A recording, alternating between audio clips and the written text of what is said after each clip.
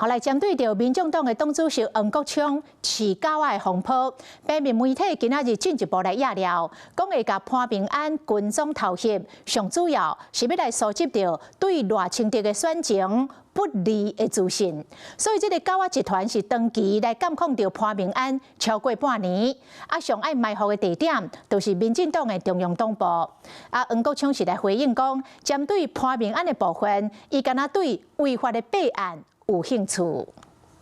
潘孟安在台北没有房子没有关系，因为有财团提供给他。2023年，国民党立委王宏维压料，当时赖清德的竞选总干事潘明安摕人的好处大好野人厝，就算后续获法院认定是无影，判赔50万。不过媒体压料，相关的相片是来自民众党主席黄国昌的狗仔集团。那潘明安会加做目标，不是要架出潘明安的备案，真正的目标是当时的总统参选人赖清德。要收集对赖清德不利的资讯和证据，完全没有任何事实基础，爱怎么写就怎么写，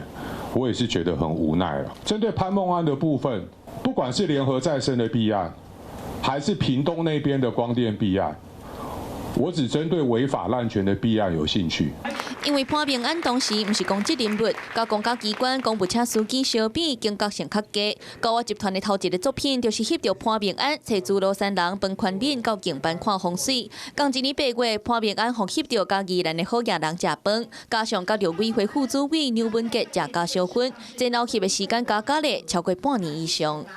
黄国昌指挥狗仔团跟监绿营政要，现在也被揭露，他们最长的埋伏点就是民进党中央党部，不止停车方便，更容易掌握车号和动线。那是民进党中央是重点区域，行政院副军嘛是，不过因为警方加强巡逻了后，狗仔出现的频率才明显有较减。不过军中偷袭的火是愈烧愈旺，嘛互正大的人士更较有警觉。